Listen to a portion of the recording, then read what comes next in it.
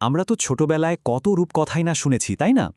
কিন্তু কখনো কি আমরা এটা ভেবে দেখেছি যে ওই সাধারণ দেখতে গল্পগুলোর আড়ালে আমাদের আজকের এই আধুনিক জীবনের জন্যেও কতটা গভীর শিক্ষা লুকিয়ে থাকতে পারে?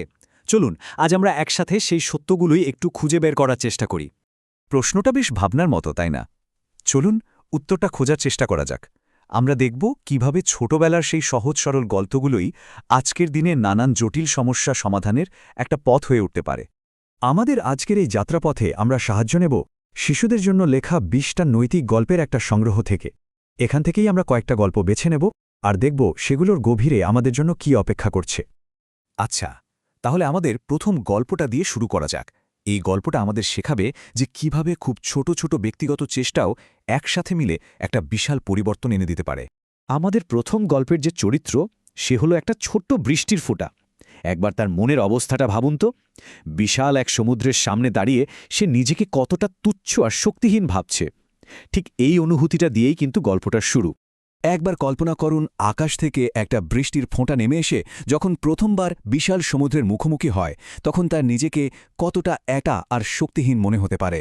সে ভয় পেয়ে যায় যে এই বিশালতার মধ্যে তার নিজের অস্তিত্বটাই হয়তো হারিয়ে যাবে।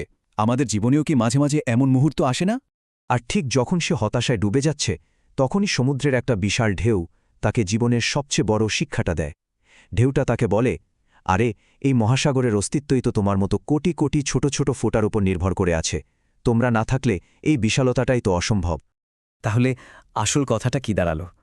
কোনো অবদানই আসলে ছোট নয়, সেটা কর্মক্ষেত্রেই হোক বা কোনো সামাজিক কাজেই হোক। যখন আমাদের মনে হয় যে আমাদের এই সামান্য চেষ্টায় আর কি হবে, তখন এই বৃষ্টির ফোঁটার গল্পটা ভাবা দরকার। কারণ প্রতিটি ছোট অবদান মিলেই কিন্তু একটা বড় পরিবর্তন আসে।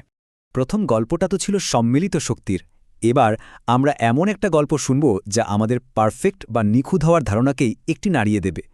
চলুন দেখি কিভাবে অসম্পূর্ণতার মধ্যেও আসল সৌন্দর্য আর উদ্দেশ্য লুকিয়ে থাকে। আমাদের দ্বিতীয় গল্পের শুরুটাই হচ্ছে একটা কঠোর সিদ্ধান্ত দিয়ে। একটা ভাঙা ঘড়ি, যেটাকে দোকানদার কোনো কাজের না ভেবে একদম ফেলে দিতে চেয়েছিলেন। দেখুন ঘড়িটার সমস্যাটা কি ছিল। এর কাঁটা দুটো 3:30টায় এমনভাবে আটকে গিয়েছিল যে সময় দেখানোর যে আসল কাজ সেটাই আর হচ্ছিল না। মানে প্রথম দেখায় তো মনে হবে এটা তো আবর্জনা ছাড়া আর কিছুই না। কিন্তু এখানেই গল্পের আসল মজাটা। যে ঘড়িটা ঠিকঠাক সময় দেখাতে পারছিল না সেটাই একটা পরিবারের সবচেয়ে সুন্দর মুহূর্তের একদম পারফেক্ট একটা অ্যালার্ট হয়ে ওঠে। প্রতিদিন ঠিক ওই 3:30টের সময়ে বাবা ছেলে তাদের প্রিয় সময়টা কাটাতে একসাথে বের হতো। আর এই গভীর উপলব্ধিটাই কি চমৎকারভাবে ফুটে উঠেছে বড় হওয়া রিফাতের কথায়। যে ঘড়িটাকে সবাই মূল্যহীন ভেবেছিল সেটাই তাকে জীবনের সবচেয়ে বড় একটা শিক্ষা দিয়ে গেল। আসল মূল্য নিখুঁত হওয়াতে নয়, বরং ভালোবাসা আর কোনো একটা উদ্দেশ্যের মধ্যে লুকিয়ে থাকে। বেশ, এবার আমরা আমাদের তৃতীয় গল্পে যাব। এই গল্পটা একটা সাধারণ বাজারের কাহিনীর মধ্যে দিয়ে আমাদের ব্যবসা আর নৈতিকতার একটা খুব বাস্তব শিক্ষা দেবে। এখানে আমরা দুটো সম্পূর্ণ ভিন্ন ব্যবসায়িক চিন্তাভাবনা দেখতে পাচ্ছি। একদিকে রফিকদা, যার কৌশল হলো ভয় দেখানো আর ঠকানো, যার লক্ষ্য শুধু কম সময়ে লাভ করা। আর অন্যদিকে আছেন করিম সাহেব, যার ভিত্তি হলো সততা আর ভালো ব্যবহার, যার লক্ষ্য হলো মানুষের বিশ্বাস অর্জন করা।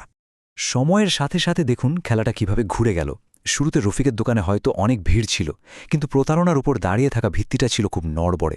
মানুষ কিন্তু ঠিকই সত্যিটা ধরে ফেলে, আর শেষ পর্যন্ত সততারই জয় হয়। কারণ বিশ্বাস একবার চলে গেলে তার সহজে ফিরে আসে না। আর এখান থেকে শিক্ষাটা কিন্তু একদম পরিষ্কার যে ব্যবসাটা প্রতারণার উপর ভিত্তি করে দাঁড় করানো হয় সেটা কখনোই লম্বা সময়ের জন্য টিকতে পারে না। বিশ্বাসই হলো লম্বা দৌড়ের ঘোড়া।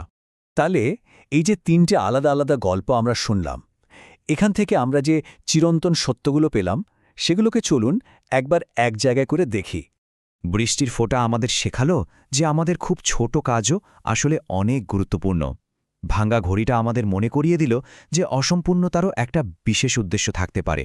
আর 2 দোকানের গল্পটা তো প্রমাণই করে দিল যে সততার কোনো বিকল্প হয় না।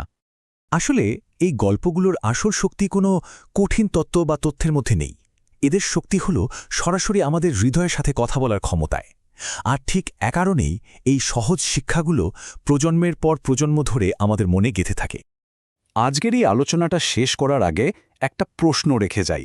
এই যে দ্রুত বদলে যাওয়া একটা পৃথিবী, যেখানে সবাই শুধু নতুন কিছুর পেছনে ছুটছে, এখানে এমন কোনো পুরনো কিন্তু দামি জ্ঞান কি আছে যা আমরা হয়তো নিজেদের অজান্তেই ভুলে যাচ্ছি?